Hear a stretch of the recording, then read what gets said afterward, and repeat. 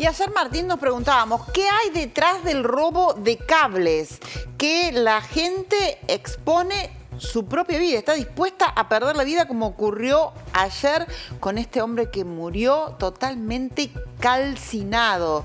Y es la segunda muerte con estas características en lo que va del año. Y el año pasado también hubo otra muerte. Solo por citar los casos registrados en nuestra ciudad, en la ciudad de Río Cuarto. Este último caso dejó como víctima a un joven de 29 años que tenía domicilio en la zona de la costanera del río y que dio su vida para robar un cable y sufrió una descarga de más de 13.000 voltios que lo dejó muerto al instante. Pero en todo el país se ven situaciones como estas y los especialistas están hablando de un negocio millonario detrás del robo de los cables. Negocio millonario. Se lo vamos a preguntar a Eduardo Muñoz, que es criminólogo. Eduardo, gracias por hacerte un tiempo y atendernos. Eduardo es criminólogo, especialista en seguridad y prevención del delito. Bienvenido, Eduardo, ¿cómo estás?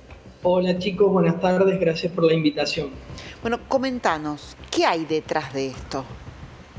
Bueno, detrás del robo de cables hay dos elementos que yo separo, digamos, tangencialmente. Uno es el factor social que contribuye a que este delito se concrete en los estratos más bajos.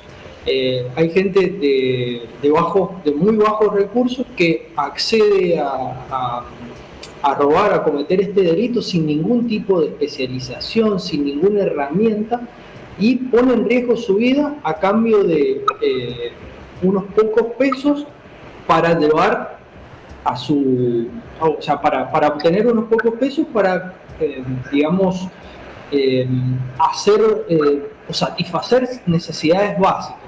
Incluso en algunos casos, por lo menos en la provincia de Mendoza, se ha visto que no necesariamente cambian el cobre producto de los cables por dinero en efectivo, sino por estupefacientes. Entonces, ese es un problema social de difícil abordaje que está más relacionado con la pobreza y con la vulnerabilidad. Yo siempre hago hincapié en que la pobreza genera delito y el delito genera pobreza. A partir de esa situación de vulnerabilidad, hay muchos que son parte de ese engranaje del negocio millonario que se surten de esa mano de obra para obtener ese cobre producto del robo de cables o el robo de transformadores. Bien, usted decía unos pocos pesos. ¿Cuánto cuesta hoy el cobre? ¿Cuánto se puede obtener a través de la venta del cobre que se obtiene reduciendo los cables? Es variable el precio y varía en función de la cotización que tiene el metal dentro del mercado. Hace unos meses atrás valía 6.000 pesos, hoy estimo que debe estar arriba de los 10.000 o 20.000 pesos el kilo de cobre. Y eso, sumado a la gran cantidad, satisface, primero, satisface una necesidad básica de cualquier tipo.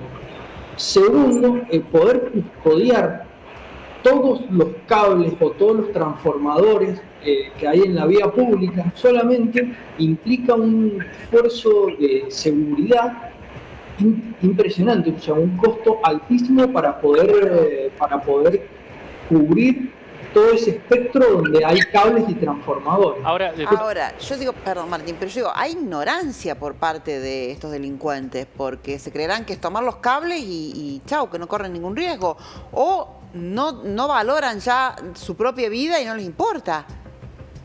Yo creo que esa necesidad y esa vulnerabilidad también producto de la ignorancia hace que corran ese riesgo porque no es el primer caso al que ustedes hacían referencia. Creo que en todo el país han habido varios casos de personas electrocutadas, algunos han tenido más relevancia que otros, pero han habido muchísimos casos y sin embargo las personas que deciden correr ese riesgo para obtener alguna ganancia se siguen multiplicando en el país.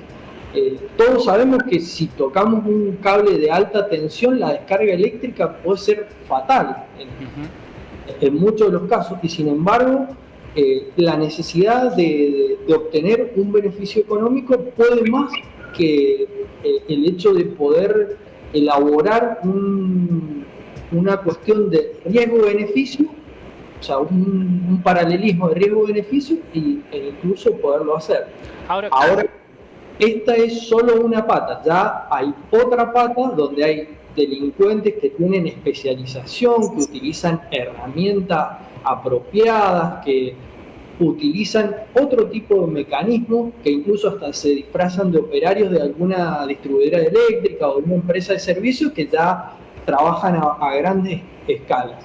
Normalmente este delito tiene 3 eslabones, uno es el acopio, digamos la captación, el acopio y la comercialización. Claro. Esos 3 eslabones me parece que hay que abordarlos con distintos mecanismos para poder erradicar este problema, que no solamente termina con una persona electrocutada, o sea, es digamos, consecuencias que se transfieren a la sociedad en general, porque un barrio sin luz, un hospital sin luz, por varias horas generan consecuencias a otras personas. Eduardo, de forma indirecta. Sí, usted hablaba de 3 eslabones, hemos hablado, sí, de la persona que arriesga su vida para arrancar un cable, después reducirlo y llevarlo a un lugar donde lo venden, ¿no? Las chacaritas, pongamos un lugar donde se recepta ese cobre que se logra obtener a través de los cables. Ahora, ¿cómo sigue la ruta? ¿Qué hacen las chacaritas o dónde se vende ese cobre después?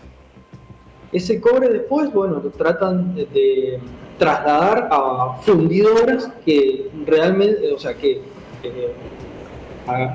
una vez que procesan y funden el metal, otra vez lo reingresan al mercado en distintas formas. Es como un circuito donde se obtiene de manera ilegal, se reduce, se funde y se ingresa nuevamente al mercado legal. Bien. Ahora, pero es todo un camino que deja huellas, me imagino, como para que pueda haber un seguimiento por parte de la justicia, de la policía. Es un delito que hasta ahora no han habido mecanismos de control. Recién ahora algunas provincias, incluso el país, está tratando de generar algún tipo de registros para estas empresas que se encargan de reducir metales y trasladarlo a las fundidoras. O a las empresas de fundición, pero estamos en un proceso nuevo todavía de control y de erradicación de este fenómeno delictivo que sigue siendo, o sea, que sigue teniendo presencia dentro de la sociedad. Bien, Eduardo, por último, una muy breve, pero me quedé pensando si el kilo de cobre se vende entre 10.000, pongámosle, más de 10.000 pesos, hoy se está comercializando. ¿Cuántos cables se necesita para llegar a ese kilo de cobre?